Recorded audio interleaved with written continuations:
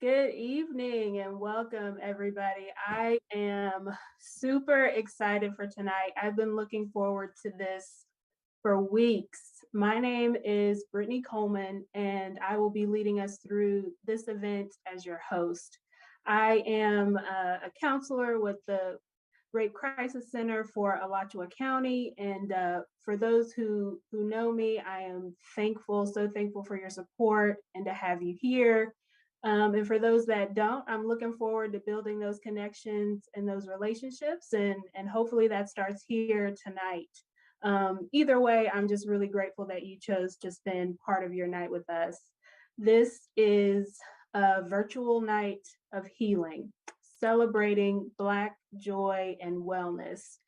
And tonight is brought to you by Alachua County Community Remembrance Project and through the many generous donations of allies and advocates for racial justice in this community.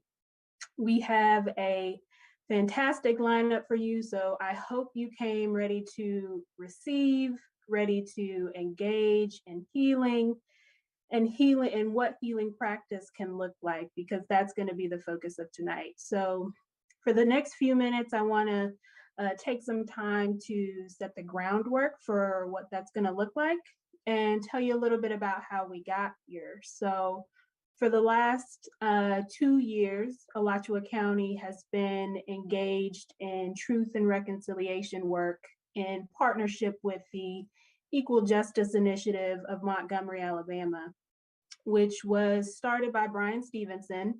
And if you've seen the movie Just Mercy with Jamie Foxx and Michael B. Jordan, that movie is based on the early career of Mr. Stevenson and how the Equal Justice Initiative came to be. So for the truth and reconciliation work here in Alachua County, we have been engaging in and unearthing example after example of how racism and acts of racial terror have played out in our county throughout its entire history. And the research has led us to honoring the victims of racial terror and racial lynchings through memorials that have been placed through various places in our county.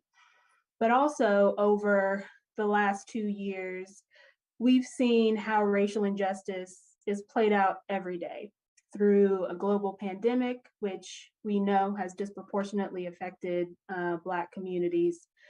We've seen the death of unarmed Black men and women, LGBTQ plus folks, and we've seen nationwide protests to fight for equity and systems change in our country. And reverberating, I think, sentiment that I hear is, I'm tired, right? I am finding it hard to deal with the increasing pressure of what it means and what it looks like to be Black in this country. And we want to honor and respect that tonight. On this call, we have folks from all different walks of life. And without allies from all communities, we couldn't do this work. But I want to be very intentional and very transparent that our time tonight will center on the Black experience. And I truly believe that healing work is for everyone. And tonight we are making that clear with this offering. We have a lot of folks that are with us live on YouTube, and it was really important for me for this to feel like a community event, but also to be very intimate and very private. So just know that there are others that are joining from their homes, their offices, from their cars. So you can engage with each other through the chat function on YouTube to share your thoughts, your reactions, your experiences as we go through the night.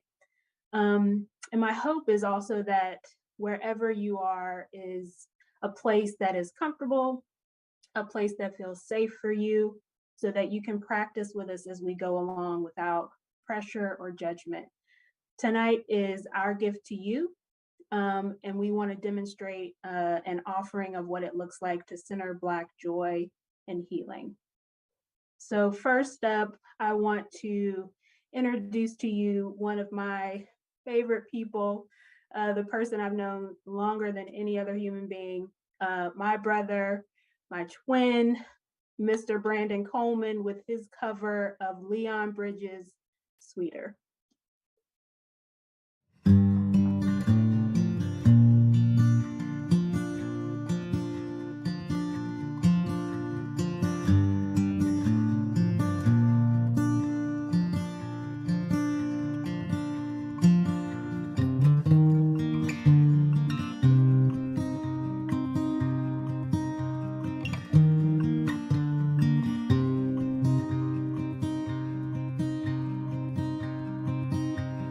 Hoping for a life more sweeter. Instead, I'm just a story repeated. Why do I fear with skin dark as night? Can't feel peace with those judging eyes. I thought we moved on from the darker days. Did the words of the king disappear in the air? Like a butterfly, somebody said hand you a felony. 'Cause you stole from me my chance to be. Hoping for a life more sweeter. Instead, I'm just a story repeating. Why do I fear with skin dark as night? Can't feel peace with those judging eyes. The tears of my mother rain, rain over me. My sisters and my brothers sang, sang over me. And I wish I had another day, but it's just another day. Hoping for a life more sweeter. Instead, I'm just a story repeating. Why do I fear with skin dark as night? Can't feel peace with those judging eyes. The tears of my mother rain, rain over me. My sisters and my brothers sang, sang over me. And I wish I had another day, but it's just another day. Hoping for a life more sweeter. Instead, I'm just a story repeater. Why do I fear with skin dark as night? Can't feel peace with those judging eyes. Hoping for a life more sweeter.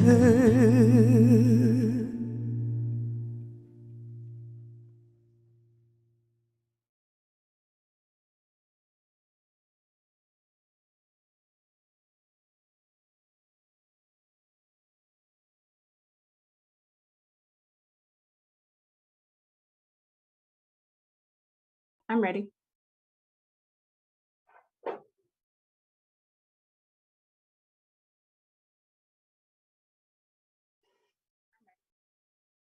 There's something about music and song that just prepares the body and opens the soul to receive.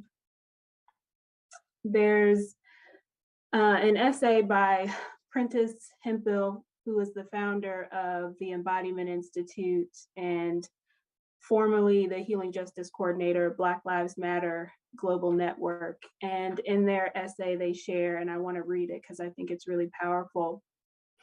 The need for healing doesn't disappear because we have found a way to survive. The work of healing waits for us in moments of stillness and intimacy. Healing Black trauma is one of the most worthwhile endeavors we can all undertake. It is one that calls for the remaking of all social relations and the examination of our structures and the principles on which they are built. How has denying Black pain narrowed all of our lives? Where have we gone numb to our trauma, imagining that it is too big to face? Healing is about recovering Black lifespan, which is whittled away by the body's constant stress. This is the work of recovering Black possibility, creativity, and futures. This can happen in individual healing and therapy, but it also is the work of something bigger: culture, ritual, spaces we create together, our commitment to caring for each and all of us. The truth is, I don't know what we become when we heal. None of us does. And that's the wisdom of the process. In healing, we become more of ourselves. We move away from controlling our expressions, insisting on who we will be, and we discover who we are after all this time, after all these breaks, and with all this joy. A necessary process for us to become, a process that will fundamentally reshape us and our relationships, and will have to, by its very magnitude, reshape the world. Next to the virtual stage, my new friend, Mr. Marvin Wilson Jr., is going to share his spoken word, Man in the Mirror. All right, first off, thank you so much for the opportunity. Sometimes, some days, I feel I ain't enough, because I swear I've been stained enough, but I won't complain it's rough. See, just maybe it's still raining because it hasn't rained enough. Maybe all the pain is necessary, because something tells me you asked for it, so take it like a G. And it's crazy with the way that life can be, because I remember saying, Lord, help me be your man. Go ahead and do what you must do. And Lord, I trust you. And I swear he ain't been showing me no mercy. It's just his way of showing me he heard me. I tried hard, but I can't convince myself to worry. See, there's something for me greater. To make it through the storm only makes the story greater. Yeah, it did shaking me up that I lost my dream girl, because I said, wake me up, had to learn to breathe without her. I swear I was a ghost to myself. My reflection is what I had to learn to see without her. Sweet love turned sour right before my eyes. Make me think of Exodus 20, verse 5. I believe it said, Father, Lord, I'm a jealous God. I know I told him not to spare the ride. No time did he waste. It's such a fast pace. He found a way to move my first love to last place and claim back his spot. He couldn't take losing no longer. I'm thankful though, because we both stronger. That's all that really matters. And even though we now on different chapters, I wish your life full of endless laughter, love, because you deserve it. So now we standing where the end of the road is. Make sure you stay as beautiful as your soul is. I must accept nothing stays the same. But all in all, I can't complain, not at all over nothing. We all go through something. Success isn't measured on position, but by the obstacles you overcoming. I'm trying hard, but attempts lead to failure. I feel he's saying, humble yourself. There's something that I need to tell you. To grow without me is a seed for failure. I know they're saying, follow your heart. Remember that I lead you better. Son, I've been missing you, but you missing me. See, you can't complete the puzzle because you need the missing piece. I see you fight to hold together, but you need the missing link. Let me show you. Things been a little heavy for you. I want to hear from you, even if the call's short. I love you even when you fall short. I feel he's saying, but still my focus was off, only after money. So it's ironic how my vision started acting funny. Is it the ending for me? This disease in my eyes, it got my vision blurry. despite the fact that I feel that my heart been bleeding. Maybe he cut it just to stuff it. But every single thing that my heart been needing, I'm seeing everything will happen in the scheduled time. Asking it will be given, Luke 11:9. And I'm a seeking, I will find what is chosen for me. I'm knocking till the door opens for me. So let the rain soak me. Lord, dry me when the pain soak me. I can't forget the way you fixed me when the pain broke me. I look around and see I'm knocking there by myself, checking off what I was once scared to try myself. I think the good, but I sure think the pain more. More growth is needed. It'll rain more. So let the rain pour. I'm amazed what I'm looking at. And I'm amazed what is looking back. The day is brighter, the sky is clearer. Because I'm finally learning how to love the man in the mirror. I see the day is brighter, the sky is clearer. Because I'm finally learning to love this man in the mirror. Thank you.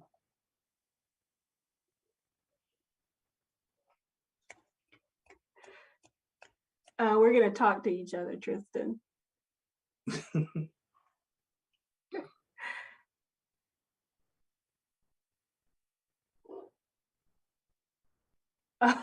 Oh, that was amazing. I don't know if he could still be seen, but I do want to give him an opportunity to talk to the people about his work. Okay. Am I good? Let's get you pulled back up on YouTube. Okay.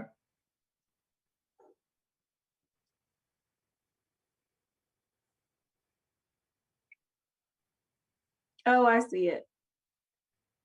Yeah. Okay, yeah, we see you now. No, that was powerful, and I know before we had talked about that just being your journey of self-love and discovery. So thank you for sharing it with us. I know you do a lot of work in the community as well with the Cultural Arts Coalition. So I want to give you a few minutes to just spotlight that agency, that community organization, and how people can get involved. Oh yeah, absolutely. I'm relatively new to the city of Gainesville, and I'm lucky enough to be a part of such an organization such as Cultural Arts Coalition, which is a program where nonprofit that's been around since 1979. And Nkwanda Josh, she's the executive producer. She's been doing community work for over 40 plus years. So I'm kind of alongside of soaking in all this information. But as far as what I contribute to the nonprofit, I'm the science program director. And what I do, well, what I help push is getting science to the kids, to the youth. We exclusively work with elementary age kids. So I search for local physicists, biologists, botanists, entomologists, people who love what they do and love it enough to scale it down a little bit and introduce it to the kids. Like it's amazing of the people who I'm meeting in such a short time here.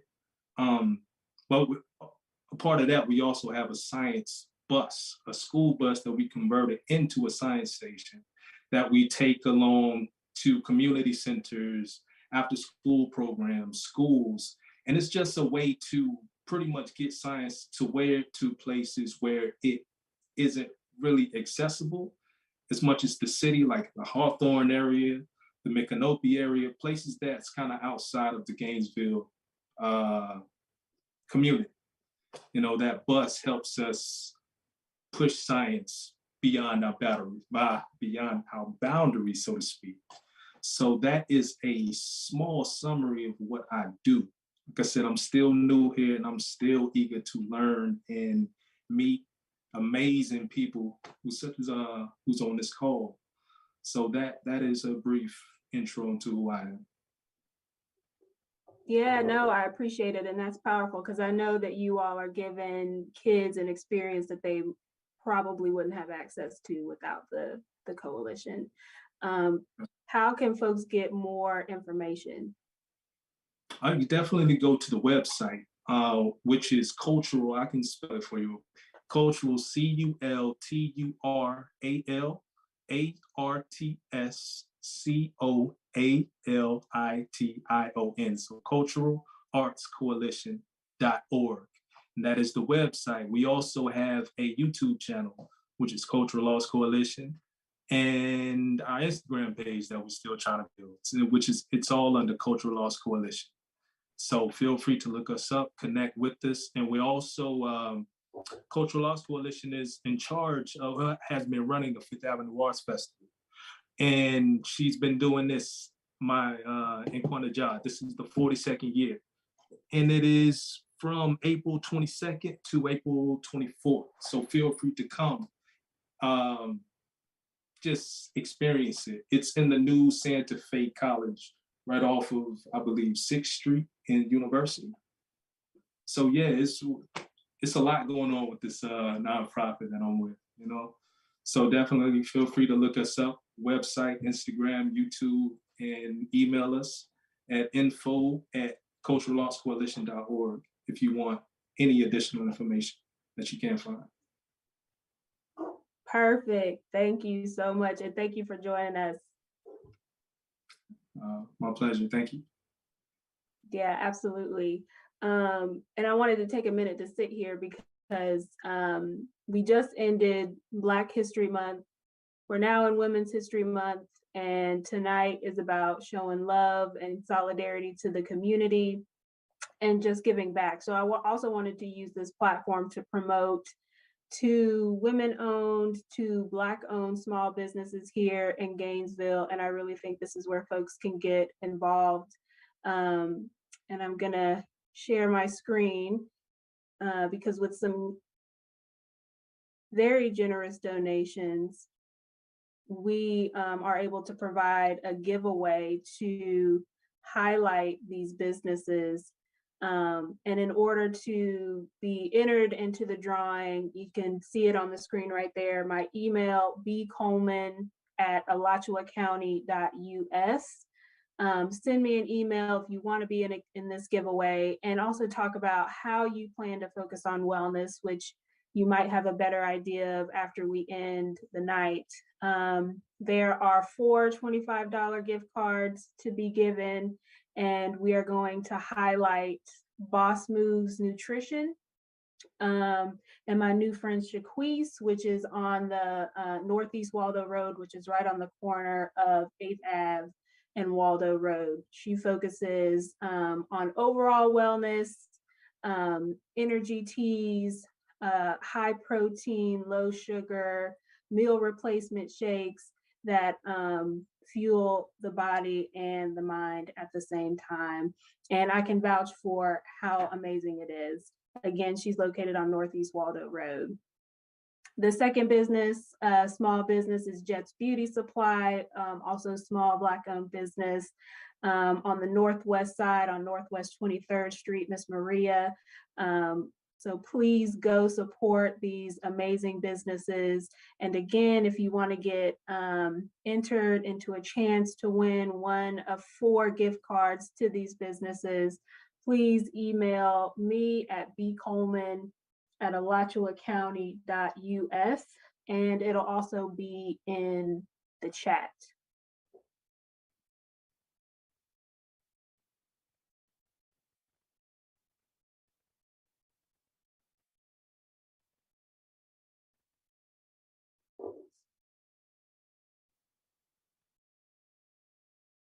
So now we are going to transition to our guest speaker for the night. Before I introduce her, I want to encourage you to, again, find a space wherever you are, a space that you find comfortable, a space that makes you feel at peace, that makes you feel safe. Maybe you want to get up and stretch or go get a glass of water or just move your body a little bit. Whatever you need to do to reposition yourself, to reset, please do. She's getting ready to share some information that I truly believe you will find valuable and inspiring. Every time I speak with her, I always leave feeling a little bit better than when we started the conversation. And I also leave feeling a little bit more empathy for myself and for other people. Amanda Ashley is a motivational voice. She's a local licensed therapist and life coach, and she's passionate about community and helping people focus on their strengths and harness their abilities to live an empowered life. So please welcome my friend, Amanda Ashley.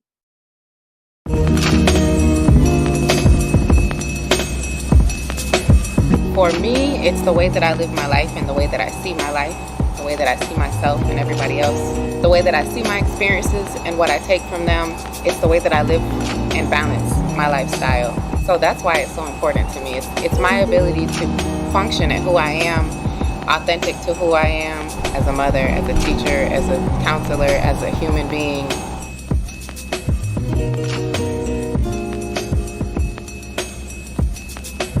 I think it's also our responsibility to spread mental health instead of mental illness.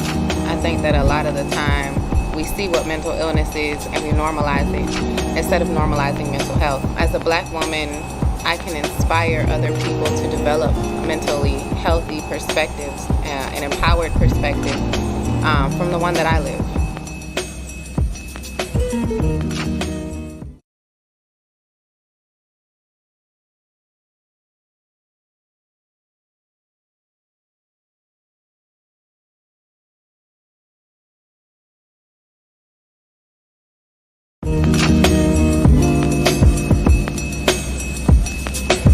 For me, it's the way that I live my life and the way that I see my life, the way that I see myself and everybody.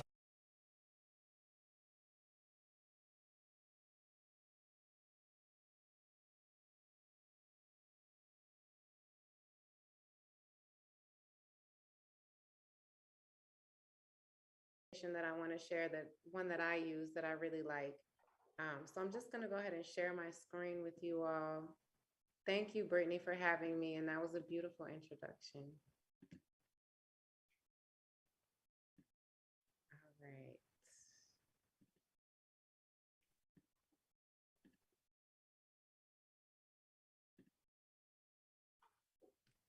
Basically, healing trauma. So complex trauma is one of the 3 types of trauma, and racial trauma falls under complex trauma. So I kind of wanted to start with just kind of giving a little bit of an overview as to what trauma really is. It's a form of complex trauma, which is exposure to varied and multiple traumatic events, often in invasive and interpersonal nature. So racial trauma, which we all know, can be directly from other people to us, or it can be experienced within a wider system, systematic racism. It can also be the result of a direct experience where racism is enacted on you vicariously, such as where you see videos, or other people who are facing racism and or transmitted intergenerationally, which is another thing that we talk about a lot with generational trauma. Here are just a few statistics. 2% of the population are doctors. Less than those are psychologists.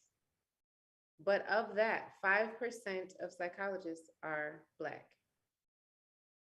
with a population of 13%. 16% of them report mental illness. But with 33% of our population incarcerated, 1 in 9 families, Black families, have a parent who is in jail. And so healing this trauma as it continues is not an easy task. We have trauma coming at us at every angle. And so one of the things that I really like to do to heal trauma that I've done, trauma in my life started very young. My story is available also on YouTube. My trauma started at 3 years old when someone tried to take my life. And I have that memory. And that memory caused PTSD. And so when you feel like you can lose your life, you never forget that feeling. And so just like trauma can be re-triggered. And PTSD is one of those diagnoses where you have traumatic responses. And so a lot of times in our culture, our responses are triggered from trauma. And so one of the things that we have to do, that we can do about it, is like Marvin Wilson said, we look in the mirror and we love ourselves, right? We love the person who is in the mirror, because there's so many people who are telling us something different. And it's in the media and it's been branded. And so with healing, I like to reflect, release, restore, and renew. And so that's just something that helps me to remember on a continuous basis, whether it's a day or it's something that's more long-term, or it's something that I have to reflect on as far as a relationship or an incident that happened in a day, whatever it is, there are times that we have to allow for reflection. And so in this process of healing trauma, we have to seek out culturally competent therapists who are representative of our culture. We have to destigmatize mental health and talk about things and practice self-love and self-care. And so this is more about the reflect part. So self-reflection has to be done in compassion. Healing requires your permission. It requires moments to process the trauma. So we have to create these moments of healing. And a lot of times when we're really busy and we have a lot going on, we don't often create those moments of intention in our life. So it's really important to give yourself time, allow yourself to grieve. Talk about it even when it hurts, get it out. Seek out support. Pay attention to how you're feeling. Journaling can really help. Talking to people who understand what you're going through, who have a shared or similar experience. But taking moments to unplug during these times to avoid consuming too much media and re-triggering events is key. Releasing, how to let go. So what beliefs, habits, or connections no longer serve you? After you reflect within compassion, you release things. So this is often felt during the reflection. Focusing on healing can help you avoid re-traumatizing events. Being subject to racial trauma requires us to be mindful to externalize what is not ours to carry.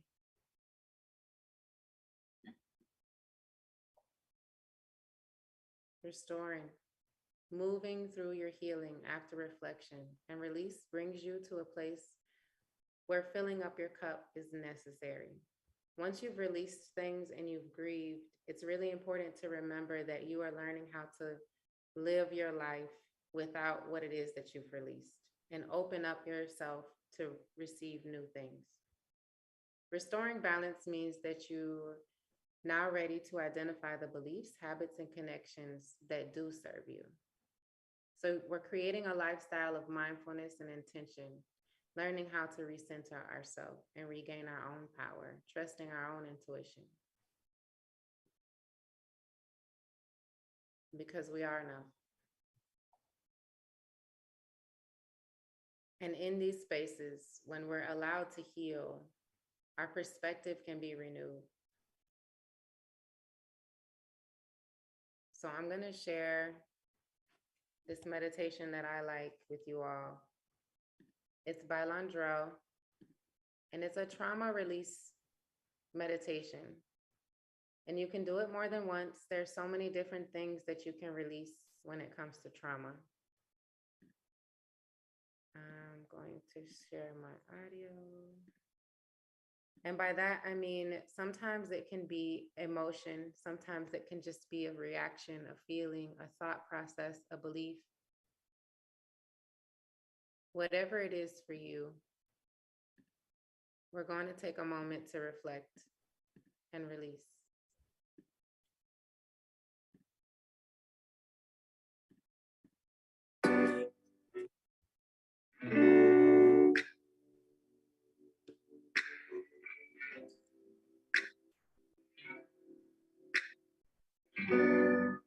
Inhale, exhale.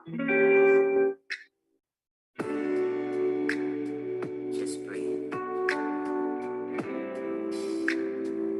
Envision yourself sitting on the shores of a vast ocean.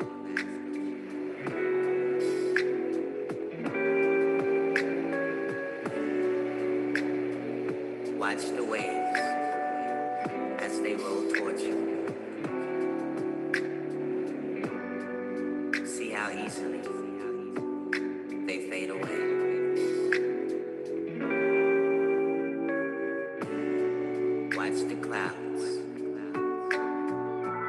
as they drift towards you. See how beautifully they fade away.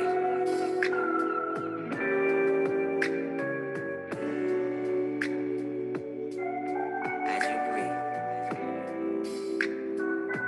feel how easily the air fills your lungs. Feel how gently it fades away.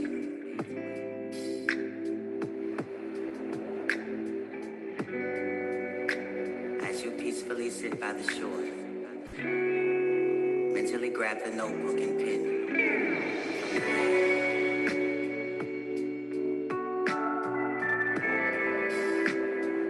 Open the notebook to a blank page and mentally begin to write.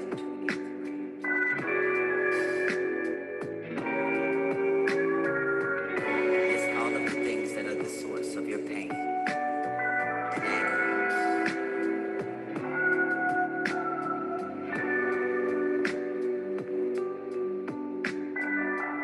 Write of the things that have brought you hurt.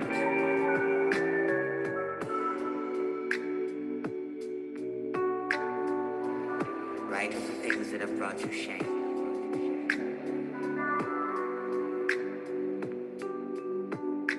Write of the things that have brought you pain.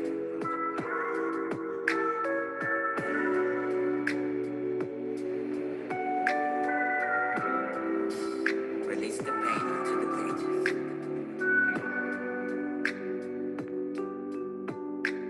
Allow peace to rise and replace it.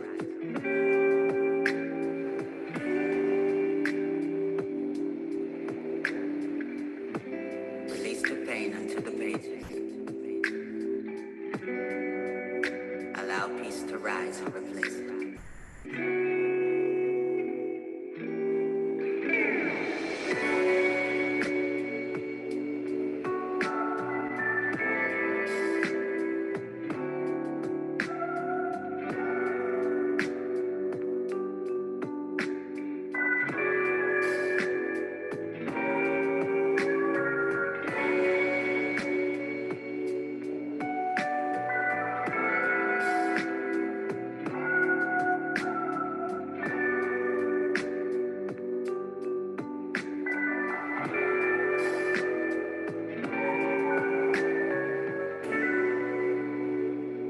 Now,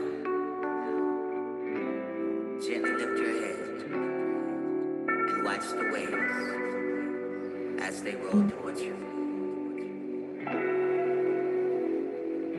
See how easily they fade away. Mentally lift yourself up and with your notebook in hand, walk towards the ocean.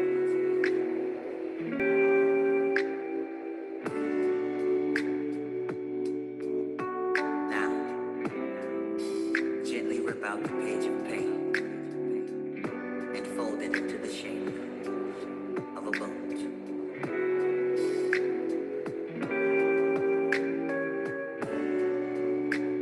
On the side of the boat, write in small letters, I have let you go. I have let you go.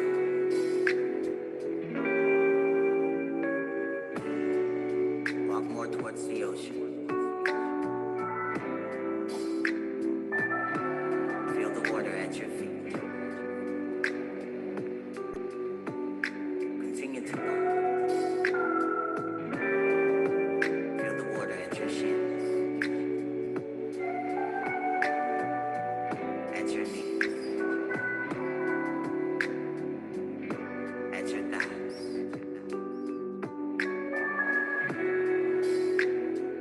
Now place the boat into the ocean.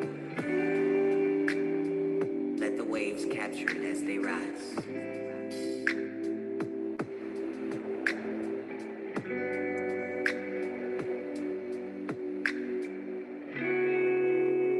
Send it love as it fades away.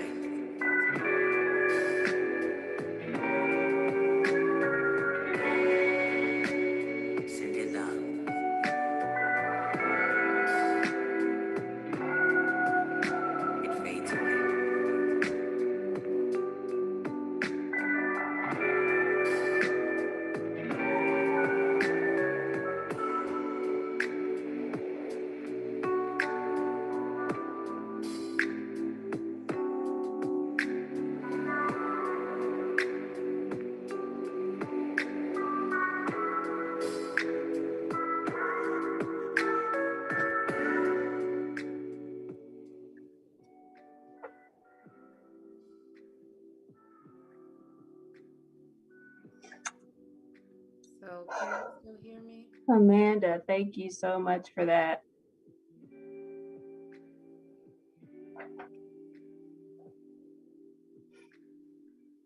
Can you still hear me? I can't. I don't know how to turn this off. Okay, I can. Yes, I can hear you. Thank you so much Yes. for that. So that's what I do on a regular basis. And I love what he said at the end. He said, now watch it go with love. Can you imagine watching your trauma go with love? Honoring what it took to get you through that and what you gained in resilience and experience in life through it. Absolutely. Can you share a little bit about just the importance of reclaiming that time and space, and why doing it is empowering? Yeah, I haven't always been able to sit in meditation in silence. Right when I first started, it's been a journey to clear my thoughts, to clear my mind, to really carve that time out with intention.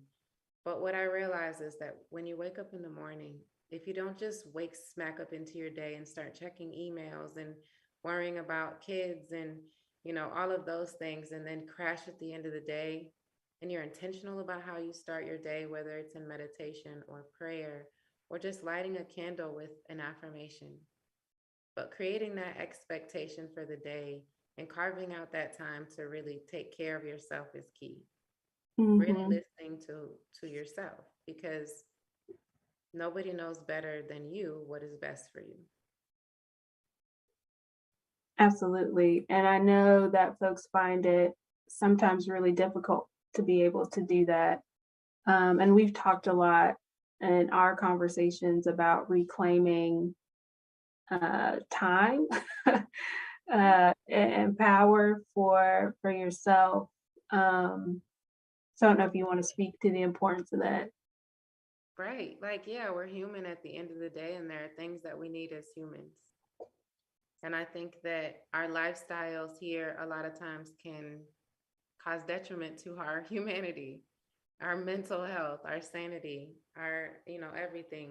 Just like I said, waking up smack into emails and things like that. So what I do is I wake up before the sun, and I wake up and I rise with the sun, and I light a candle, and I set that intention in prayer and meditation for the day. Today I want to add value to the world, or today I want to make a difference, or today I want to be a better parent, or today I want to spend more time focusing on me and prioritizing my relationship with self and God. Whatever it is that you're working on or that you need in your life, we have to be the ones who give it to ourselves and give it to ourselves first and fill up our own cup. Yes, absolutely. And we talked a little bit before about mindset, that your circumstances, don't have to determine the mindset that you approach healing with. Absolutely. I think mindset is everything. Growing up, I've lived in Gainesville. I was born here, y'all. I've been here my whole life. And before I was 18, I probably moved at least 20 times. I'm 34 and I've moved at least 34 times right here in Gainesville. And that's a lot. That's a lot of movement. That's a lot of, displacement, right? And in those circumstances, there was a lot of trauma, and it was hard to process that trauma. And then becoming an adult and then having kids and, going through life and all of those different things, I've experienced lots and lots of trauma, lots of injustice. Still am, still going through stuff with my university, advocating for myself. And I believe that when we advocate for others, it's also important that we model that behavior by advocating for ourselves. And you spoke about allies earlier. And I believe that in order for us to gain allyship, we have to advocate for ourselves and show people that it's okay to advocate for us and what that looks like. And so when you talk about mindset, going through all of those things, I remember developing this mindset of scarcity and fear, and not enough, and being overwhelmed. And I had been in places where I was, homeless, and then I had been places where I'm at, in Paris at the top of the St. George Museum. I'm doing all these different things in my life, and my mindset is really what made or broke my happiness, my peace, my mental health. So you can have $1 million and still have a scarcity mindset and not be happy and always feel like you have to keep getting more and more. Or you cannot have much of anything and not have that scarcity mentality, but really feel fulfilled by life, by family, by love, by peace, by the weather, by growth, by honoring your journey. Yes. And so I think the mindset of prosperity and healing and deserving and all of the things, compassion, we can take that mindset no matter where we are. I think so. That's really, I think, what's most important about mindset is not allowing your environment to dictate what that mindset is and owning that power to do that. Absolutely. And, really finding what makes sense for you, right? Because somebody else's form of healing practice may not sit well or resonate with you. But we can give ourselves permission to find what makes sense. And I think that permission and that intention piece is key. Absolutely. I think we grow into our beliefs, but I think that we first need to identify what it is that we believe and be able to interpret who we are through that. And that's a journey too. But I think that it starts with introspection, inner work, really just taking that time, carving it out for yourself, developing a sense of awareness, self-awareness. 100%. And I mentioned, and we'll wind down now. I don't know that there's any questions in the chat, but I mentioned before just the amount of, trauma that we've experienced over the last 2 years specifically, but just, for generations. And also what communal healing can look like, right? It does have to start individually, but it can also be done in community as well. Absolutely. I definitely think that, like we talked about in reflection, support is very, very important for your mental health and for our community, us to feel supported and to support one another. And so that's one of the things when I started my business and started advocating, I knew that as a girl from the hood in Gainesville, Florida, with not much of anything, right? I needed support to do what I needed to do and to do what I wanted to do, to do what I felt I was called to do. And so because I needed support, I supported everybody else. And so I've always been like that. I believe, you give, you get what you receive, you receive what you give. And so I just became a source of support. And then it was a beautiful relationship where I support my community and my community supports me. And I think that's more of what we need. Absolutely. I couldn't agree more. And I think, with events like this, just normalizing, that healing has to be a part of our everyday lives, just like grind, just like work, finding the space to take care of ourselves is not selfish. And it has to be done. Maybe being selfish is not a bad thing. I also 100%. Gainesville Word of Mouth Black Edition is an amazing group here in Gainesville, Florida. There are over 13,000 Black people in that group, and there's a lot of Black-owned businesses and healing and support and encouragement and empowerment. The group is amazing here. There's also a little tea sometimes, So. I know. I'll be looking. But I love it. It's beautiful. And I definitely feel like everything that I'm doing now, I couldn't do without the support of my community. Absolutely. Can you end with just final thoughts and then also how people can connect with you, and what you're doing now? Yes.